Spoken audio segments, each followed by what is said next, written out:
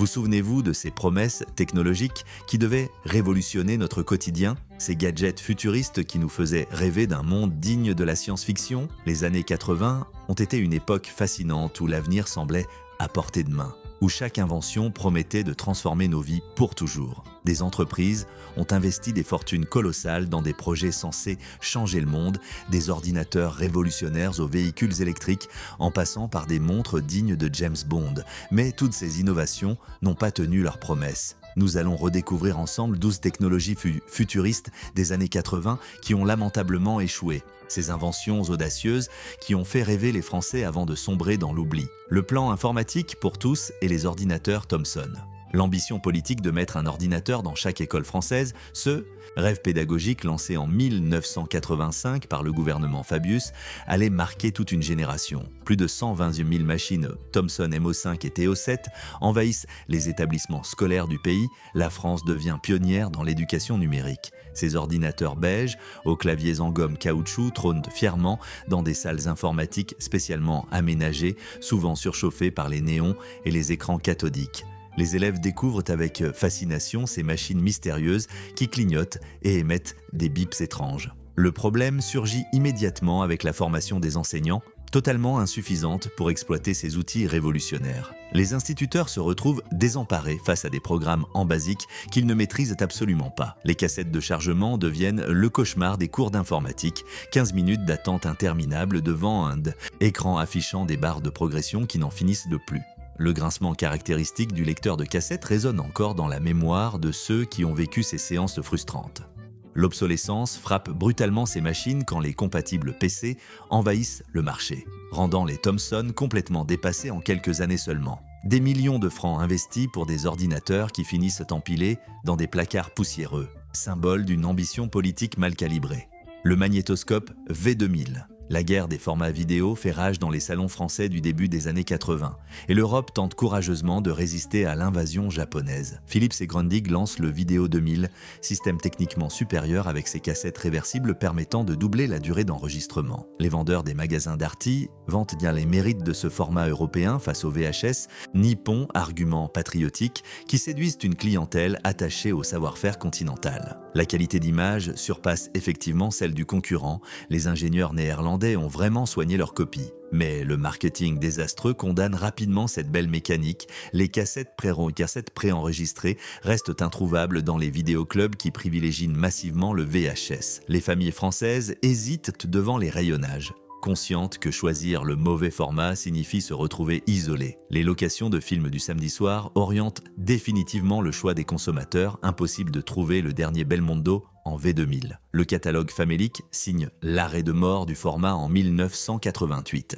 Les possesseurs de magnétoscopes V2000 se retrouvent avec des appareils orphelins, condamnés à regarder leurs propres enregistrements en boucle pendant des années. Une technologie brillante sacrifiée sur l'autel du marketing et des accords commerciaux avec Hollywood. Le Bebop de France Télécom, la fierté technologique française en matière de téléphonie mobile, ce petit appareil révolutionnaire promettait de libérer les Parisiens du fil téléphonique. France Télécom lance le Bebop en 1991 après des années de développement dans les laboratoires de recherche nationaux. Le concept semble génial sur le papier, un téléphone portable léger et abordable fonctionnant grâce à des bornes installées dans les zones urbaines. Les publicités dans les abribus montrent des cadres dynamiques téléphonant en marchant dans les rutiers de la capitale. Le problème fondamental apparaît dès les premiers usages, impossible de recevoir des appels, uniquement d'en émettre à proximité immédiate des bornes. Les utilisateurs doivent repérer les zones de couverture comme des chasseurs de trésors technologiques. Le réseau de bornes reste désespérément incomplet, concentré uniquement dans quelques quartiers parisiens et grandes villes. Sortir du périmètre couvert transforme ce téléphone révolutionnaire en vulgaire presse-papier électronique. Le GSM européen débarque simultanément avec une couverture nationale et la possibilité de recevoir des appels n'importe où. Le Bebop s'effondre commercialement en quelques mois, victime d'une technologie française trop fermée face aux standards internationaux. Le Minitel et ses promesses commerciales. L'invention française qui a précédé Internet de 20 ans, ce terminal marron aux touches cliquetantes, trônait dans des millions de foyers hexagonaux. Au-delà du simple annuaire électronique, le Minitel promettait une révolution commerciale avec des services de bancaires et des achats à domicile. Les Français découvrent avec émerveillement la possibilité de consulter leurs comptes en banque depuis leur salon écran orange sur fond noir affichant des chiffres phosphorescents. Les services 3615 se multiplient, proposant des catalogues de vente par correspondance consultables instantanément. Mais l'interface monochrome et la lenteur désespérante des connexions limitent drastiquement les possibilités réelles. Commander un article nécessite une patience infinie, chaque page mettant plusieurs secondes à s'afficher ligne par ligne. Le système propriétaire français empêche toute évolution vers les standards internationaux qui émergent avec le World Wide Web. La France accumule un retard considérable dans l'adoption d'Internet, persuadée que son Minitel suffit amplement. Les entreprises françaises tardent à développer des sites web, convaincues que le Minitel représente l'avenir du commerce électronique. Cette certitude aveugle coûte cher quand Amazon et les géants américains débarquent sur le marché européen. Le laserdisc en France, le format cinéphile par excellence qui promettait la qualité cinéma dans les salons français, ces énormes disques de 30 cm impressionnaient par leur taille monumentale. La technologie laser offre une qualité d'image et de son incomparablement supérieure aux cassettes VHS granuleuses. Les rayons spécialisés de la Fnac alignent fièrement ces galettes argentées, présentées comme le NEC plus ultra du home cinéma. Les cinéphiles fortunés investissent dans des lecteurs coûtant plusieurs milliers de francs, convaincus de posséder l'avenir.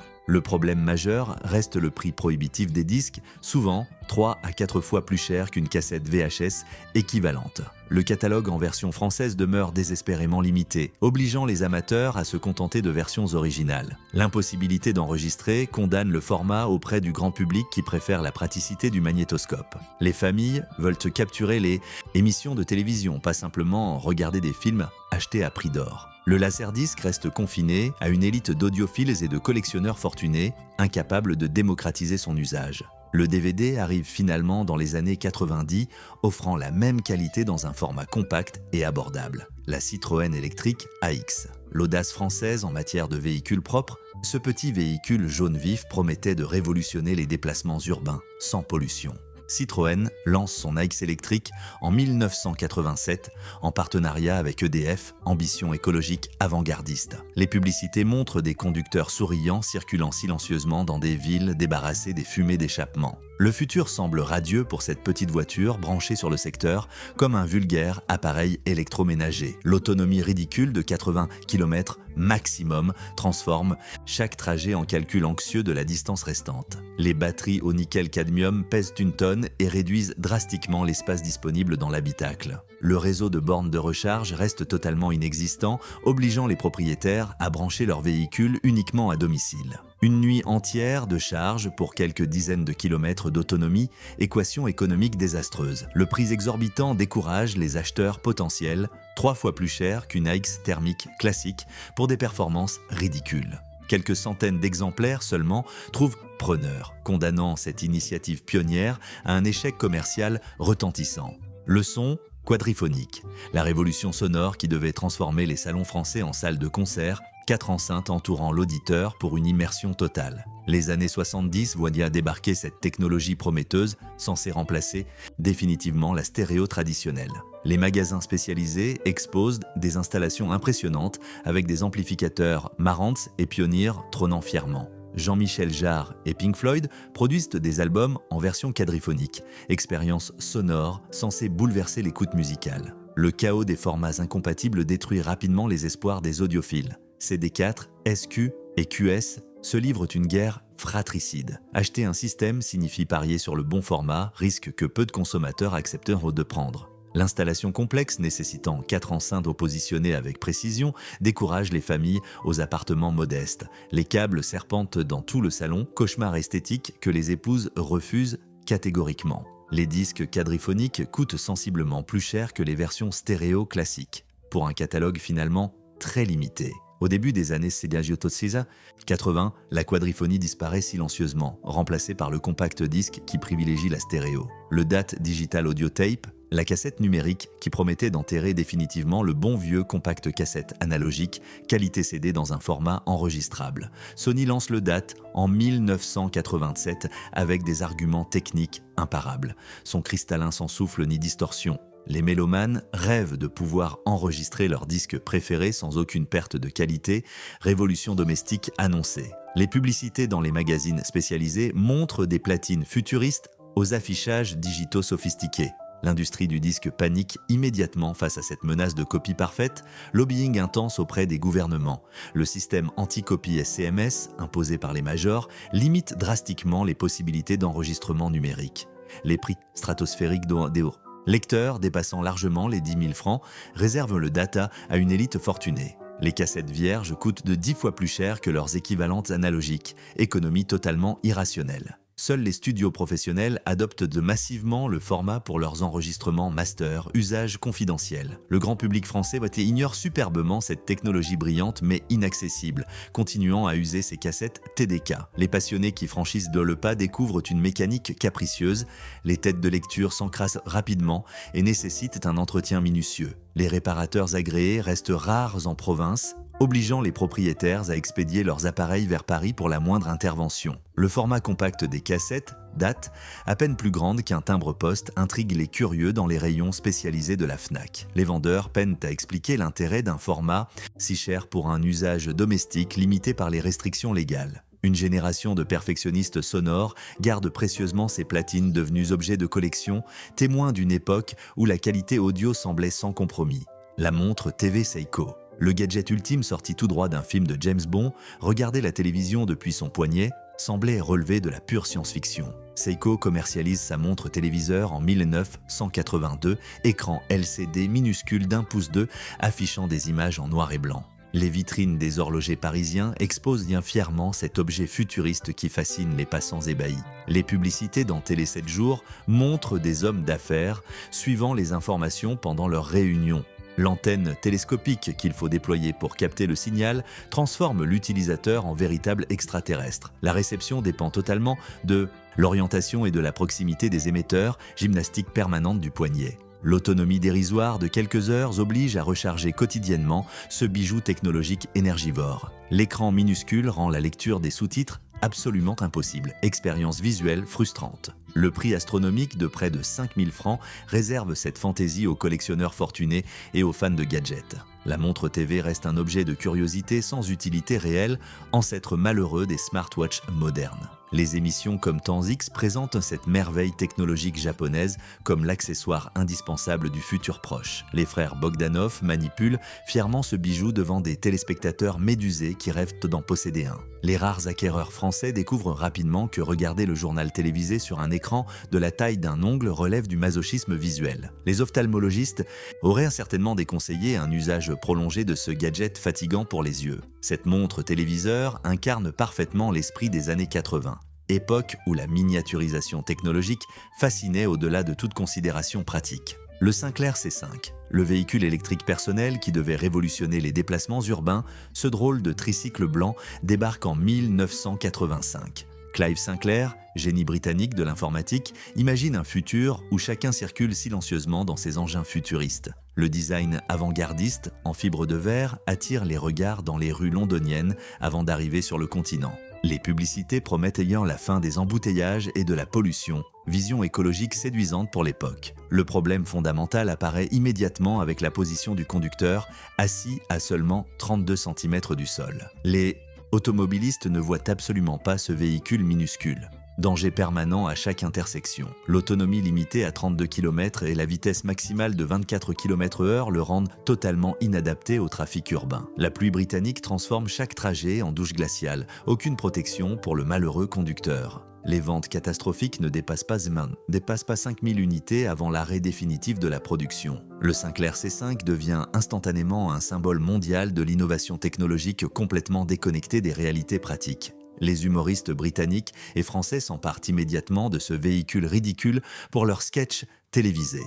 Les guignols de l'info auraient adoré cette cible parfaite si l'émission avait existé à cette époque. Clive Sinclair investit sa fortune personnelle dans ce projet désastreux, perdant des millions de livres sterling en quelques mois. L'inventeur génial des calculatrices et ordinateurs bon marché ternit définitivement sa réputation avec cette aventure malheureuse. Les exemplaires survivants deviennent aujourd'hui des pièces de collection prisées, Ironie du sort pour un véhicule si méprisé à sa sortie. Les musées technologiques exposent fièrement ce tricycle comme témoin des utopies écologiques prématurées des années 80. Le Thomson Excelvision EXL 100. L'ordinateur français révolutionnaire avec sa synthèse vocale intégrée, fierté nationale qui devait concurrencer les machines étrangères. Thomson lance l'Excelvision en 1984 avec des ambitions démesurées pour l'industrie informatique hexagonale. La machine parle vraiment, prononçant des mots avec une voix robotique qui fascine les visiteurs des salons informatiques. Le design futuriste avec ses lignes arrondies tranche radicalement avec les boîtiers anguleux des concurrents. Le prix prohibitif décourage immédiatement les familles françaises qui lorgnent vers l'Amstrad CPC, nettement plus abordable. La bibliothèque de logiciels reste désespérément vide. Quelques programmes éducatifs sans intérêt réel. Les magazines spécialisés comme Tilt et Microsystem publient des critiques mitigées, reconnaissant l'innovation mais déplorant le manque de contenu. Les développeurs ignorent superbement cette machine au marché trop étroit pour justifier des investissements. La production cesse rapidement faute de ventes suffisantes, enterrant les espoirs d'une informatique personnelle made in France. L'Excelvision rejoint le cimetière des innovations françaises prometteuses, mais commercialement désastreuses. Le compact disque vidéo, le format hybride qui tentait de marier musique et images sur un même support, promesse séduisante rapidement oubliée. Lancé en 1987, le CDV propose 5 minutes de vidéo accompagnée de 20 minutes de musique audio. Les clips des stars internationales débarquent dans ce nouveau format censé révolutionner l'industrie musicale. Les rayons des Virgin Megastore présentent ces disques dorés comme le futur du divertissement domestique. La durée vidéo ridiculement courte limite drastiquement l'intérêt du format pour les consommateurs. 5 minutes de clip pour le prix d'un album complet. Équation économique difficilement justifiable. La confusion avec le CD audio classique embrouille les acheteurs qui ne comprennent pas vraiment ce qu'ils achètent. Les lecteurs compatibles restent rares et coûteux, nécessitant un investissement supplémentaire conséquent. Le format disparaît en quelques années sans laisser de traces durables dans les discothèques françaises. Le DVD arrive finalement pour proposer une vraie solution vidéo domestique, enterrant définitivement cette tentative maladroite. Quelle technologie futuriste des années 80 vous a fait rêver avant de vous décevoir cruellement? Partagez dans les commentaires vos souvenirs de ces gadgets prometteurs qui n'ont jamais tenu leurs promesses. N'oubliez pas de liker si ces inventions oubliées ont réveillé des souvenirs enfouis de votre jeunesse technologique. Abonnez-vous pour explorer d'autres pages fascinantes de notre mémoire collective française.